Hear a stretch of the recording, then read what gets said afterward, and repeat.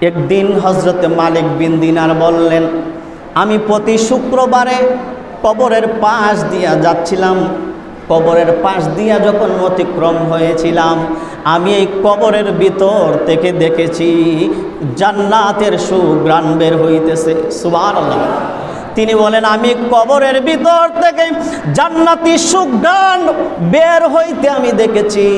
আল্লাহর ওলিরা দুনিয়ায় তাইকা কবরের খবর নিতে পারে কি পারে না?